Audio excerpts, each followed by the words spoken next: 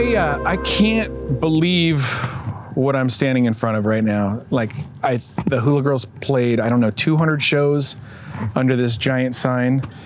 When I got here, I didn't want to talk to them too much because I didn't want to say things that I wanted to say on camera here. So first, let me say I am so glad that you guys ended up with this. Well, first of all, let me introduce Don and Jeff of Lace Music products, yeah. So they make guitars and pickups.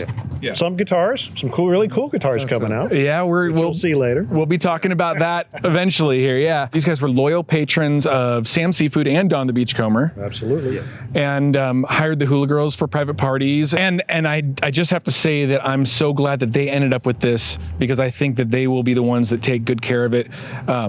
I put a bid in for it also, and I'm so glad I didn't end up with it. It is gigantic. So tell me about the process of getting it down. Well, first of all, we had to go check it out to see, and to everybody it looked like it's 9 feet long, oh, it's 12 feet long. Can't be that big. I ended up getting a measurement on the posts, which were down the Beachcomber restaurant, and I figured, okay, it's 6-8 feet. No, they were 10 feet apart, and then from a photo, I was able to scale it where it's 29 feet long and 14 feet overall height. And then we're thinking, what did we get ourselves into? It's like going, well, and this isn't 12 feet long. But at least you have a big place to keep it. Yes, that was. And we sent a drone up to take a video of it, and giant rust holes everywhere, a beehive in it or adjacent to it, and taking the chance that once it's had gotten down, it might actually just collapse into rust. Yeah, it was that bad up there. So, but we still took a chance that maybe we could salvage it, and here it is. But it was quite a bit of maneuvering around. We had to get a bigger boom truck, 150-foot boom on it, along with the bucket truck, and we really weren't sure how it was going to happen, if it was going to break in half or not. But as we watched it, as we sat in Jeff's truck having our sausage McMuffin, drinking our coffees, watching, all of a sudden we see the bucket come up there, and they start with the grinder, and they grind off the forward pole. And as soon as that happened, good thing this thing was already harnessed by the boom truck, because that one broke off. Yeah. And they had told us that half that pipe was already rusted. And right below that was a beehive too. So there were bees all over the place. Bees started attacking the guys in the bucket truck, and they're backing up. But I was going to say, and I don't know if this it doesn't make them culpable because they're out of Don the Beachcomber now, the owners of Don the Beachcomber, Sam Seafood. But I remember them mentioning, that sign's getting pretty brittle, and we really hope that one strong wind doesn't put it through the ceiling of the roof of Don the Beachcomber. So thank God that was several years ago when they made that comment. And I'm glad it's safe here on the ground and can be enjoyed. Totally. Yeah. It really could have been a disaster. I mean, this on the boom truck, they have a weight scale on it. Right. So this is 1,700 pounds. So it's basically a small airplane going into the roof of that building, had that been the case. And of course, it would go in nose first. Yes. Oh, yes. that would be billed first. Yeah, totally. When they first posted it online, they posted it for free. And so I was trying to line up a crane truck, and I was trying to have it delivered into my backyard. And thank God you guys ended up with this thing, because I don't know if the Breezeway would take the Breezeway. I don't know where get a running start. Totally. I don't know that this would have fit on the side of my house. I mean, it would have. I'm glad you guys have it.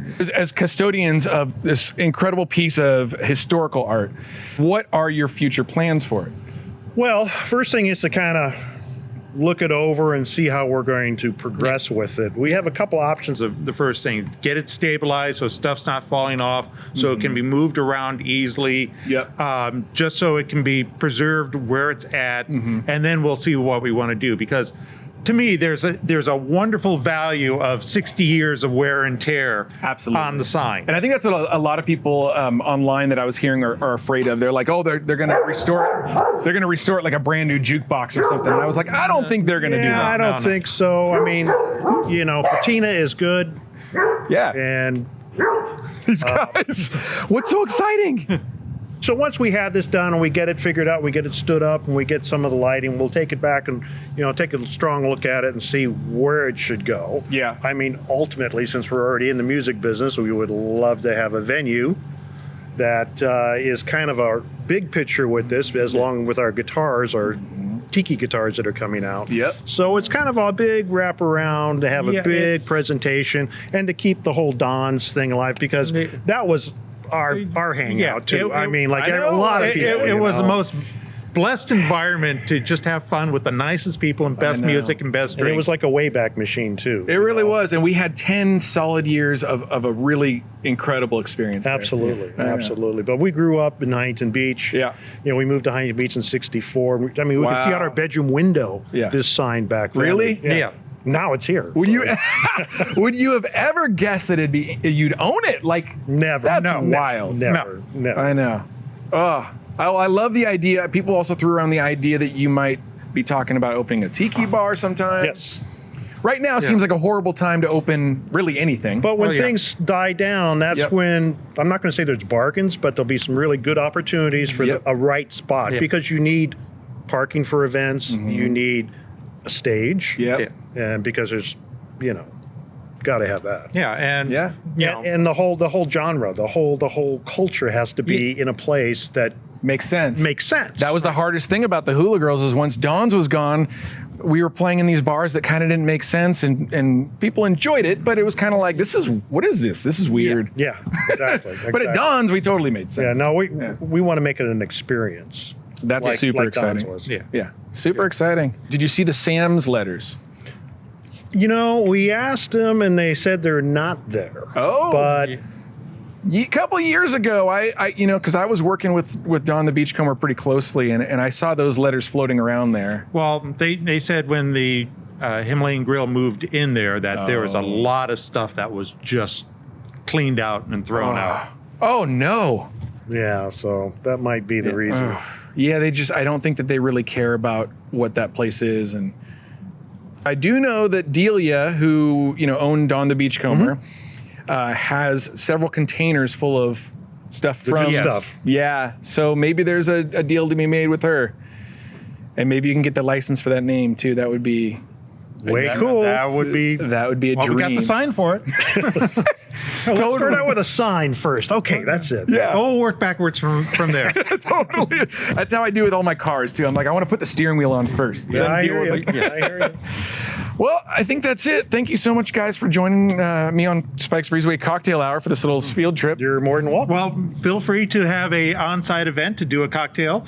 Oh, that would be rad. Yes, yeah, maybe we should do that. We should set up a little bar. We would think of doing like a welcome the sign down from the sky party or something like that. Or an appropriate toast for the sign. Oh, that would be cool. We'll let you be in charge of that one. Yeah. Oh, man. Something where rum and rhythm going meets. already. Yeah. I like that. Yeah, I love that idea.